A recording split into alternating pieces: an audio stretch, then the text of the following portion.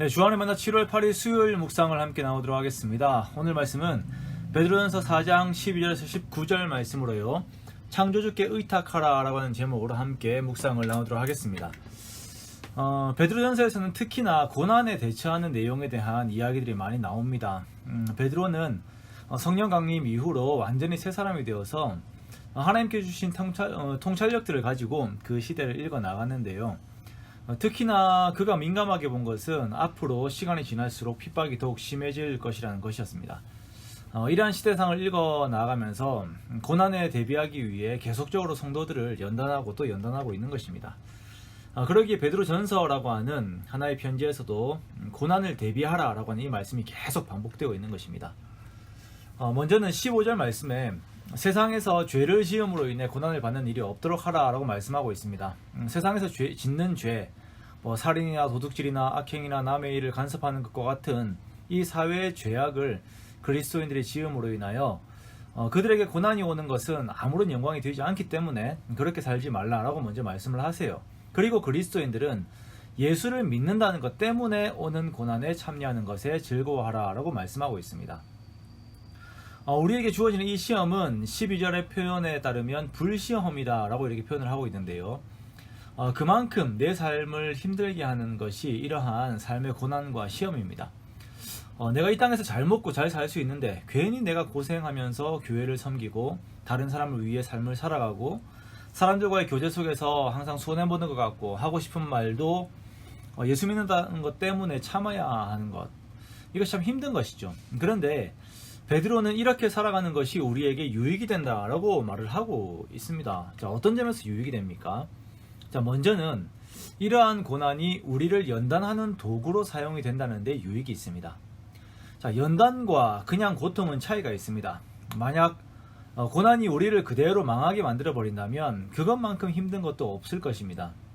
분명 순교자라든지 그런 극단적인 고난도 있습니다만 우리 삶의 거의 대부분의 고난들은 있다가 없어지기도 하고 또한 있지만 우리의 생명을 앗아갈 만큼의 고난은 아닙니다.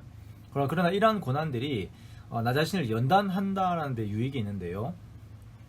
연단이라고 하는 것이 무엇입니까? 쇠붙이를 불에 달구어서 계속 때려서 단단하게 하는 것을 연단이라고 합니다.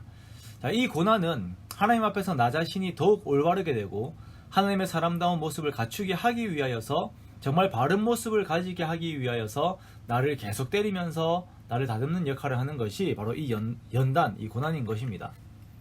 그래서 욥도 고난 중에 이렇게 고백하잖아요. 나의 길을 오직 그가 아시나니 그가 나를 단련하신 후에 내가 정금같이 나오리라.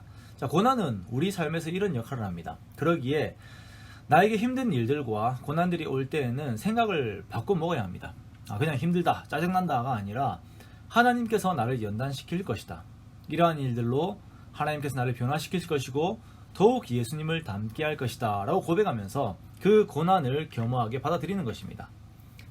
자, 두 번째는 우리가 고난을 받을 때에 예수의 이름으로 인한 고난을 받을 때에 그리스도의 고난에 내가 참여한다는 데 있어서 그 의의가 있는 것입니다. 우리가 정말 좋아하는 사람이 힘든 길을 갈 때에 그 길을 함께 걸어본 적이 있을 것입니다. 또한 정말 존경했던 사람들이 행했던 길을 같이 걸어본 적도 있을 것이에요. 제가 성지순례를 갔을 때에 비아 돌로로사, 즉 주님께서 걸으신 그 고난의 길, 그 언덕길을 오른 적이 있었는데요. 이스라엘이 막 덥고 그렇잖아요. 그런데 이상하게도 그 길을 걸어가는 사람들은 어떤 사람도 힘들다라고 내색을 하지 않았습니다. 다들 그냥 한 가지를 묵상하면서 걸어갔어요. 주님이 나를 위해 여기에서 고난을 당하셨구나.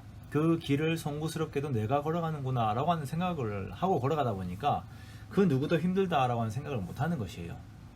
자, 그런데 그런 길을 걸어 올라가는 것은 솔직히 고난은 아니죠. 우리 삶에서 진짜 고난이 다가올 때에 예수 믿는다고 핍박을 당하고 조롱을 당할 때에 핍박당하고 있는 나를 생각하는 것이 아니라 나를 위해 고난받으신 예수님을 생각하는 것입니다. 예수님께서 나를 위해 고난당하셨는데 나도 이제 예수님을 위해 고난을 받을 수가 있구나.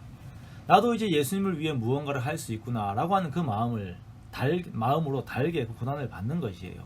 우리는 사나 죽으나 주님을 위해 사는 자들이기 때문입니다.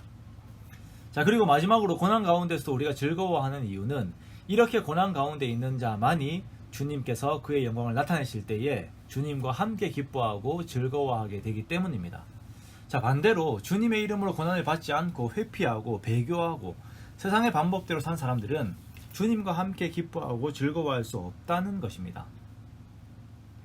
만약 우리가 그렇게 살아왔다면 너무 죄송해서 주님의 얼굴을 쳐다보지도 못하겠죠. 우리가 고난을 당하며 살았다 하더라도 주님 만났을 때 어찌 주님의 얼굴 똑바로 쳐다볼 수 있겠습니까마는 주님께서 그날에 우리의 고난을 기억해 주시고 수고했다고 우리를 어루만져 주시며 위로하실 때에 정말 그보다 더 큰 기쁨이 또한 어디 있겠습니까? 그보다 더 큰 즐거움이 어디 있겠습니까? 우리가 그것만을 바라보며 사는 자들이잖아요. 주님의 얼굴을 대면할 날을 그렇게도 고대하면서 하루하루를 살아가는 것이 우리지 않습니까? 그렇기에 주님으로 인한 고난을 달게 받으면서도 오늘 하루 함께 감사하면서 이렇게 살아갈 수가 있는 것입니다.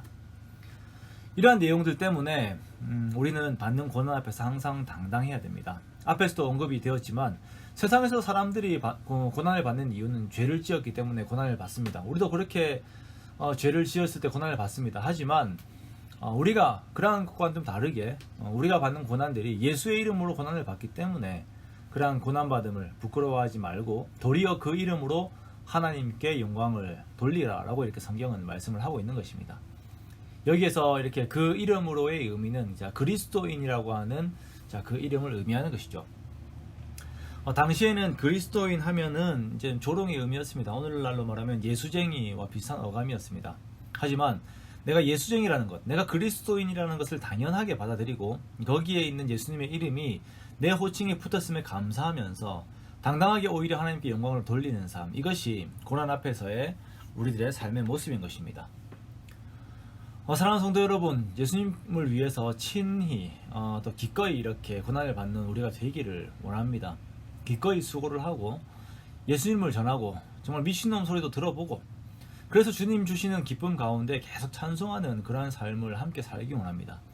그것이 우리가 속한 이 지역에서 또한 우리 거주지들에서 표본이 될 것이고 그 모습을 보고 주께 택함받은 자들은 돌아올 것입니다.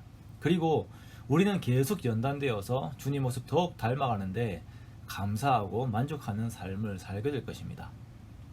이러한 축복 가운데 거하는 저와 여러분 되시기 원합니다. 그리하여서 정말 오늘 하루를 살면서도 정말 주님 만날 날 고대하며 또 주어진 하루하루 이렇게 살아나가는 저와 여러분 되시기를 주님의 이름으로 축원합니다.